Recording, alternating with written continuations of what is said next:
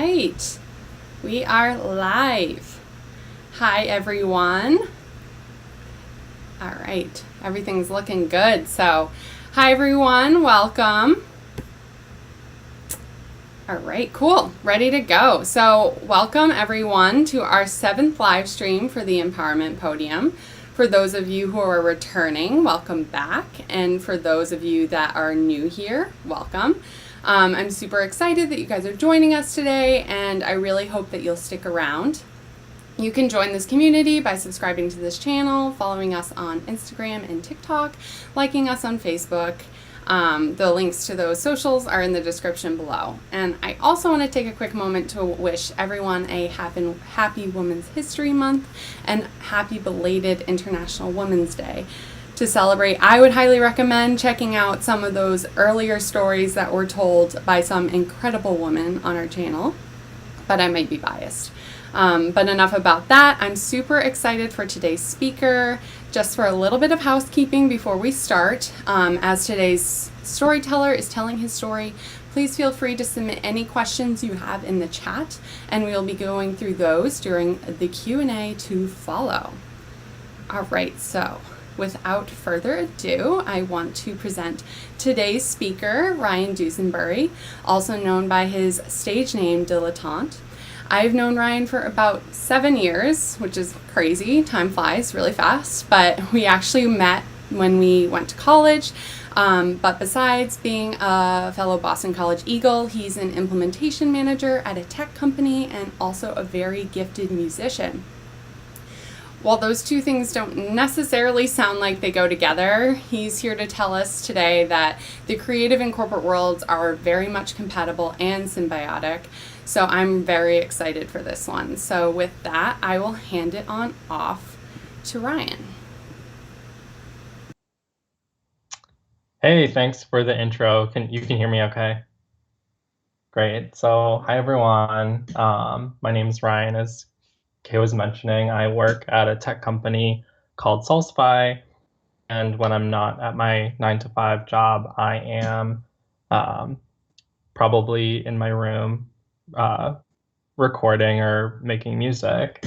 So today was just gonna talk a little bit about kind of like how I've gotten to where I am, what kind of like music means to me, especially in the context of like having a job that like isn't at all related to music, and how I've kind of been able to like frame the two kind of aspects of my life together.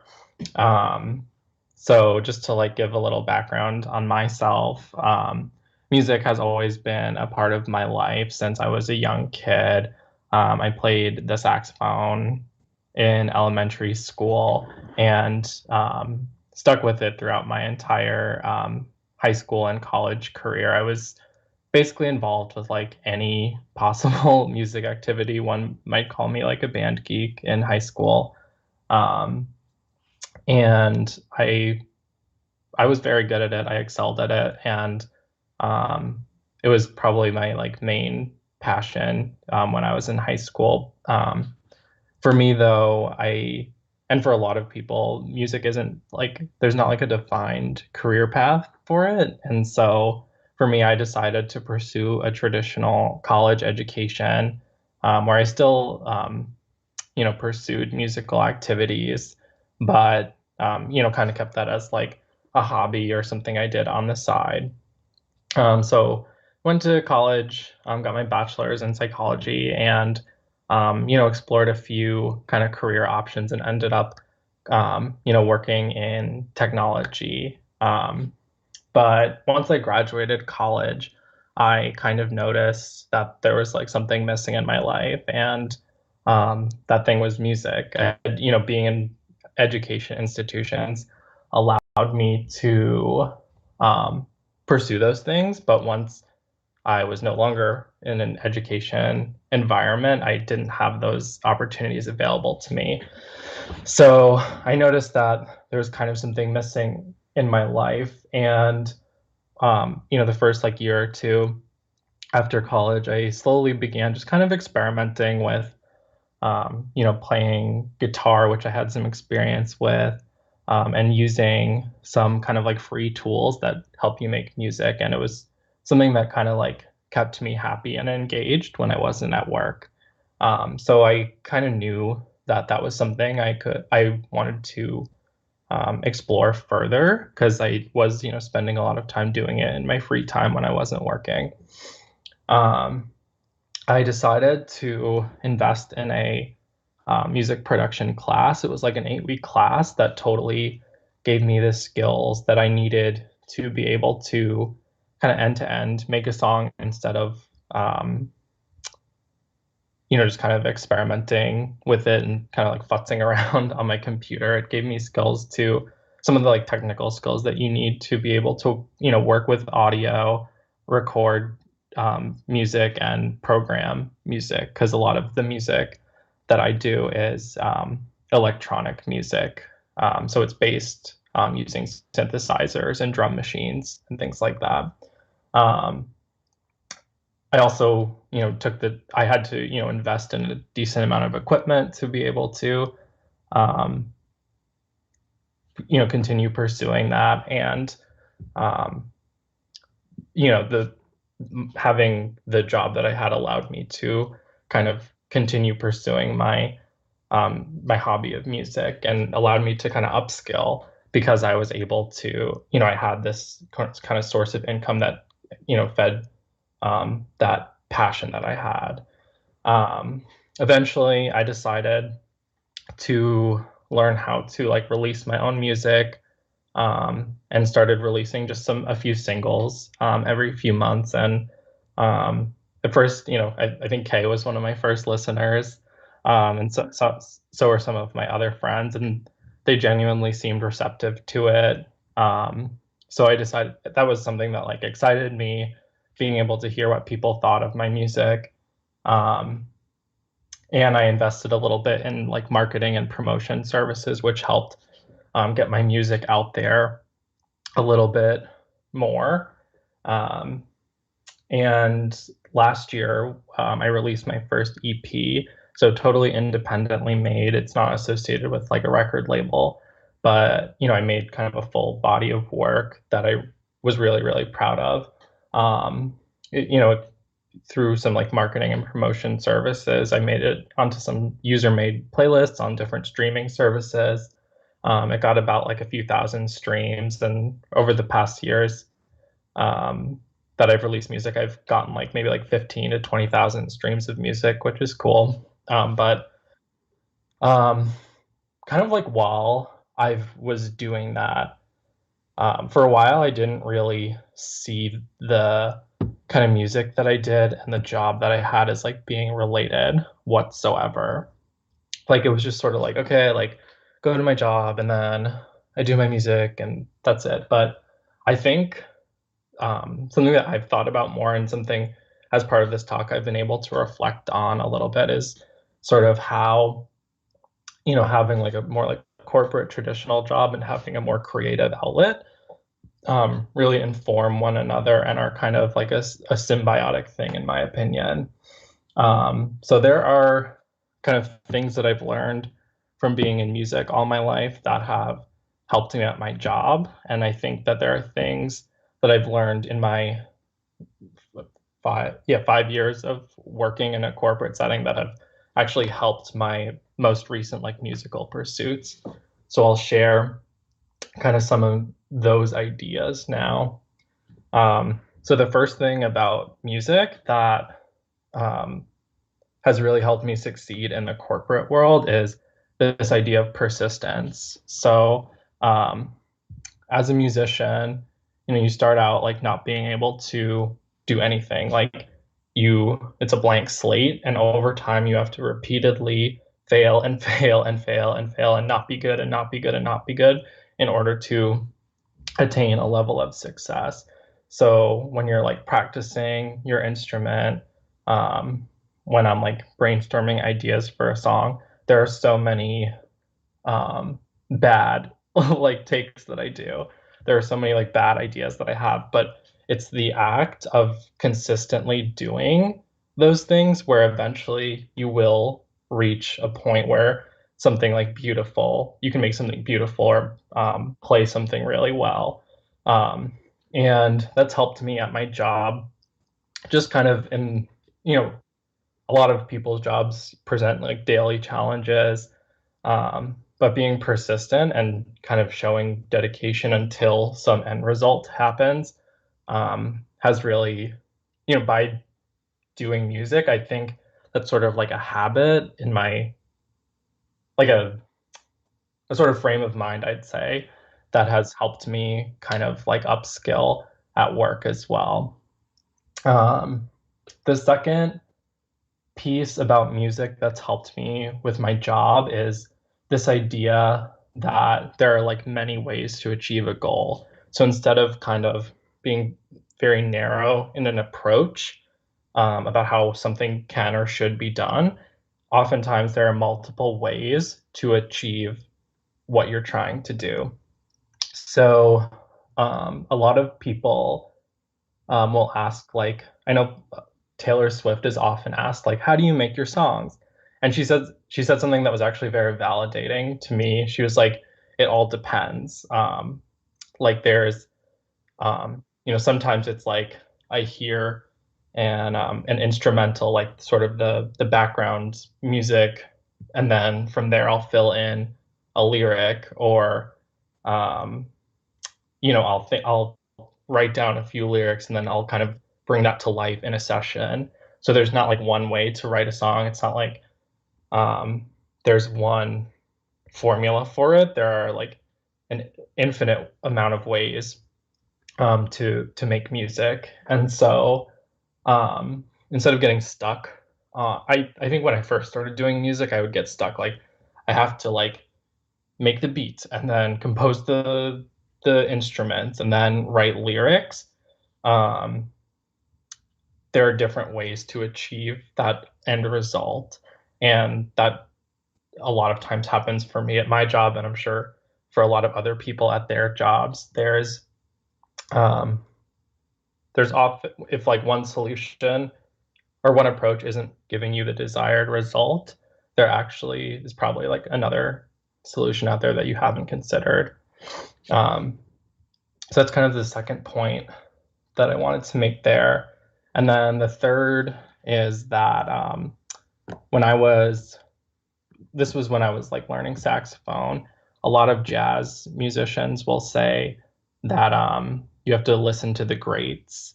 One of the best things you can do in like practicing an instrument, especially in jazz, is to listen to um, people who came before you and who are considered the greats. Learning from other successful people is like one of the most valuable things you can do in anything. So I think that's kind of like a habit, like, people at your job, like there are people who are really crushing it, like what your job. And I think that's something that like music has helped me. So I don't work with John Coltrane or Charlie Parker, two jazz musicians, but like the same idea applies. Um, so that's what music has taught me about my job. Um, but I have learned things from working in a corporate environment that have helped me make music more efficiently and have kind of a more disciplined approach to things. So the first piece is that, like in business, you need to make investments um, in order to like move the needle on things. That's a very like corporate term, moving the needle. Um, and that's like been the case for me. The way that I've been able to um, make some fully produced, somewhat commercial ready music is to invest in equipment that helps me achieve that goal. And that can be applied to any creative pursuit, like um, whether you're like a visual artist, like you need to make those investments in your craft, and um, by doing so, you can really like reach level um, in how you are able to like make your art. The second piece is this idea of like creating repeatable processes. So I know a lot of people in business are focused on, how can we make this scalable? That's like a very like corporate term. Um, and that is actually something that like informs how I make music. So when I first started doing it, it was very free form. I was just kind of like fiddling with, my computer, making sounds, writing random lyrics. But there's actually ways that you can really make a repeatable process for um, how you make music that can help you make it faster and more efficiently. One thing that I do, for example, um, when I hear songs that I really like, what I'll do is I'll analyze the like structure of them. So like, okay, how many measures was the intro? How long was the chorus? And I'll kind of make a song structure that emulates a song that I like. And that helps me, instead of kind of just like free forming it, helps me just take something that's already there and save time. And it allows me to focus on the things that I'm good at and the things that matter to me in the music that I make. And I feel like that's a skill that I learned from doing a job. Businesses are very focused on like time savings and, um, return on investment and things like that. So that's something that kind of like a frame of mind that I have from working with my music. Um, and then the final point is that you need like tools to help you, and you need to have like a how do I say this? Like you need to have like a diversified set of resources at your disposal. So like in a business, like one person isn't doing everything. You have like different departments at a company. You have different people who are doing different functions.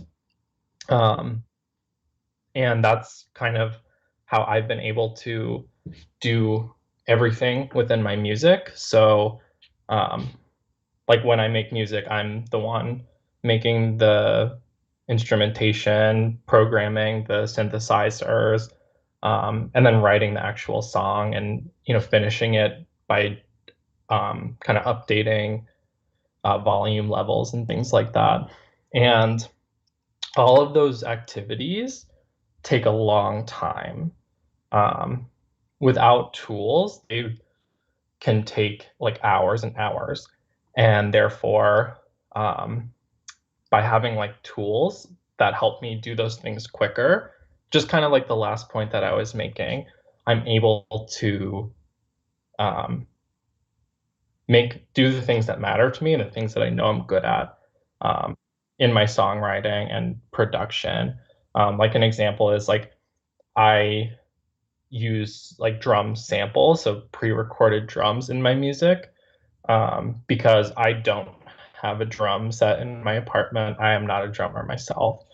And in order to, um, drums are a very important part of electronic music. I kind of have that part or element of my music already kind of done for me. I select the drum. I figure out where it fits into the song, but I don't actually take the time to record it because that takes a lot of time and resources.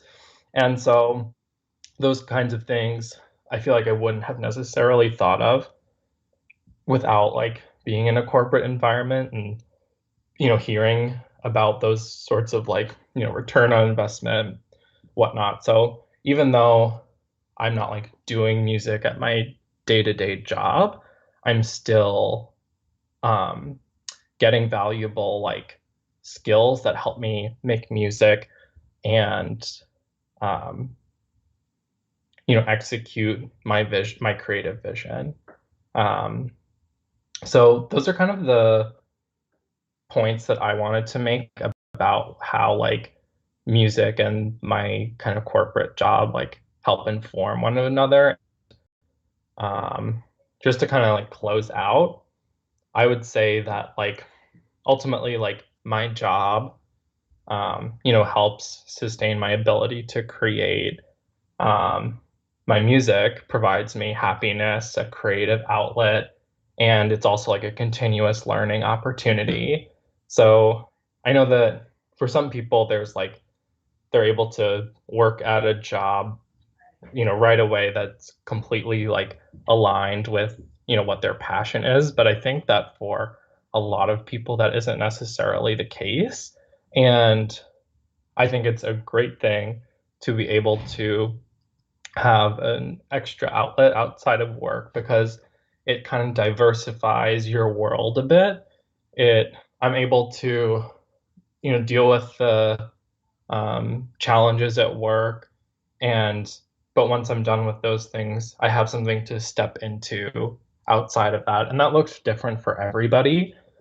Um, that could be like cooking or knitting or you know a sort of visual. It's not like there's like one thing that is better than the other, but for me, it's music. Um, and the last thing that I think has been valuable for me in being able to like pursue both things is this idea or kind of rejecting the notion that in order to do something, you must be like financially successful at doing it. You don't have to monetize your hobbies. You don't have to um, be some sort of like mega superstar in order to like be successful. I think it's important to redefine success as happiness. I think happiness is its own currency, is its own form of reward. And um, I think in our society, we really value like, oh, like unless you're doing something big time, unless you're making lots of money from it, it's not worth it. But that's not the case. You hear a lot of musicians are actually very like big musicians are actually very like unhappy in the big time. And I think there's just something to be learned that like sometimes something for yourself is one of the most like valuable things you can do. Like my music is mine. I release it and my friends listen to it, other people listen to it, but like I'm in charge of like my vision and my creativity. So ultimately, I love the music that I make. I do enjoy my job. Um, but at the end of the day, I think they've both like helped me move forward with like each activity has helped me move forward with the other. And I've been able to kind of generate some happiness and some cool music along the way. All right. Awesome. Well, thank you, Ryan, so much for sharing your story. I think you really provided such a unique perspective on how you have brought creative passions to life outside of work, and how those two worlds can really work together. I think as I was listening along, I'm realizing that this platform, the Empowerment Podium, is kind of a little bit like my creative expression outside of work. It's Yeah. something that I do on the side, and it's super fun to do. It brings me happiness. So I hope that other people who are tuning in are also kind of discovering their creative pursuits as well as they've been listening along. All right, cool. So I just want to hop into the Q&A portion because we do have a couple questions that were submitted. So if you're good to go, I will hop right on into that.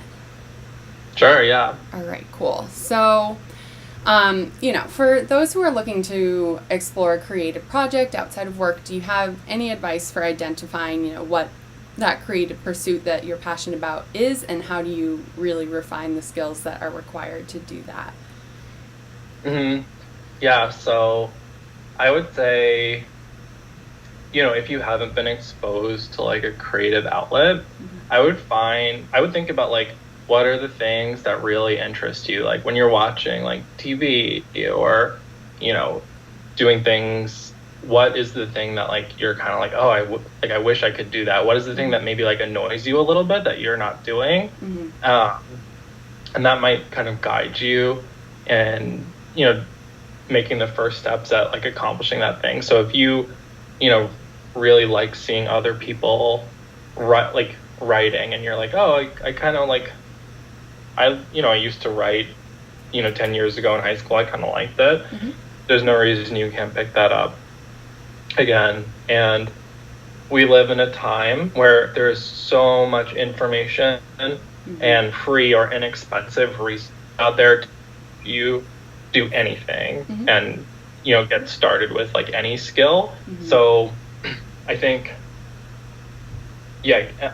understanding that there's a lot of ways you can get started with anything given like the internet and the resources that are out there. Yeah, totally agree. I think even if you don't identify as a creative person, everyone has like a creative bone in their body. It just kind of manifests itself in different ways. So I totally agree. Absolutely. So I'm curious, you brought up Taylor Swift. I'm a big fan. I'm always crazy obsessed with her new songs and her lyrics and everything. So I'm just kind of curious, what inspires your music? What inspires your lyrics? How do you get the inspiration for the songs that you put out there? Yeah, so a lot of times the music that I make is it's a result of like experimentation and exploration. So I write a lot of different components of music and then I end up like stitching them together in a kind of finished product. So I might like write a lyric and then never use it for like 6 months and then but then eventually there's a song that I make on my computer, like an instrumental, and then I realize like, I'll like look at my phone and I'll be like, didn't I write this one thing that like 6 months ago, and then that like helps me stitch it all together. So that, and then for me, like music should always be generative, so it should generate like a feeling, a thought, or a memory for someone else. So when I'm writing lyrics, I'm not necessarily writing about like myself. I'm writing about something that I think in general like someone might like feel about something and can generate like either like an emotion, thought, or feeling. Nice. Yeah, that's really, I've always found that super interesting how people, get their inspiration. I think there's definitely some universal feelings out there. So a lot to pull from. All right, cool. So I've got one more for you and then you're off the hook. So I know earlier you mentioned that you took a class, you invested in equipment when you were first starting out. So for any aspiring musicians out there that are listening to this right now, do you have any, tips or tricks that you've learned along the way that you would recommend if people want to start creating their own music? Yeah, so I think the first thing is to figure out what you're good at. You can't be good at everything. You can get close, maybe. There are some people that are good at everything. But most of us, we're not good at everything. So identify what you're good at. Are you really good at the guitar? Are you really good at the piano? Figure that out, and then from there, kind of, you can intelligently expand on that to, depending on what your end goal is, of course.